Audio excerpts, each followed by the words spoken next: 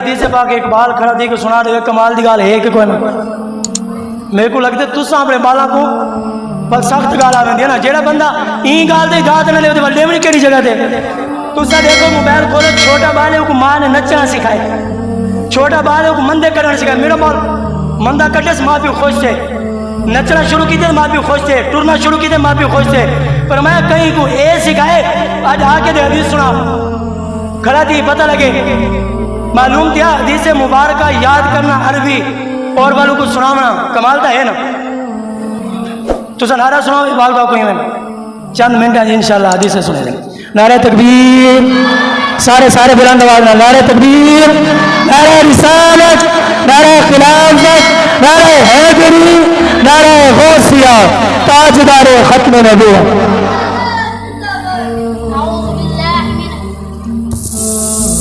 اعوذ باللہ من الشیطان الرجیم بسم اللہ الرحمن الرحیم حاضرین اکرام السلام علیکم ورحمۃ اللہ وبرکاتہ۔ آج جو میں آپ کے سامنے بولنے کی جسارت کر رہا ہوں یہ سب میرے استاد محترم کی محنت ہے اور میرے ماں باپ کی دعائیں ہیں۔ میں دعا گو ہوں کہ اللہ تعالیٰ میرے استاد محترم اور ماں باپ کو ہمیشہ سلامت رکھے اور ان کا سایہ ہمارے سروں پر دیر قائم اور دائم فرمائے۔ اللہ تعالیٰ سے میری دعا ہے کہ اللہ تعالیٰ میرے استاد محترم اور ماں باپ کو لمبی نیکیوں والی زندگی عطا فرمائے۔ اعوذ باللہ من الشیطان الرجیم بسم اللہ الرحمن الرحیم ورفعنا لک ذکرک آمنت باللہ صدق اللہ العظیم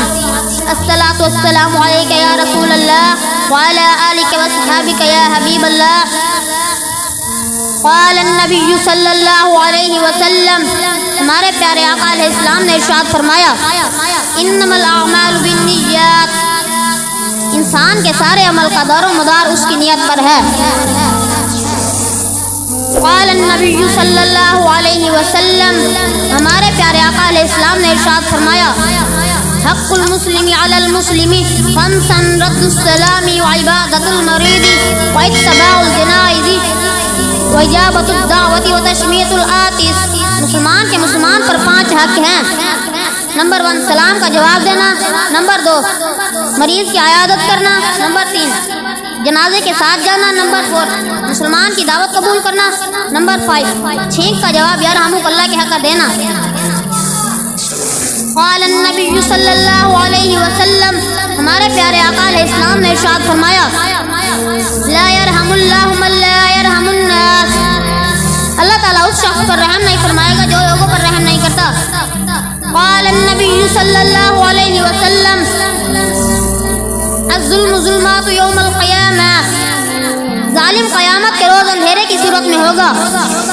قال النبی صلی اللہ علیہ وسلم ہمارے پیارے آقا علیہ السلام نے ارشاد فرمایا ما اسفل من القعبین من الازار فی النار جو بندہ تکبر کی وجہ سے اپنے شلوار کو ٹخنوں کے نیچے رکھتا ہے وہ جہنم میں جائے گا۔ قال النبی صلی اللہ علیہ وسلم المسلم من سلم المسلمون من لسانہ ویدہ بہترین مسلمان تو وہ ہے جو جس کے ہاتھ اور زبان سے دوسرے مسلمان محفوظ رہیں۔ قال النبی صلی اللہ علیہ وسلم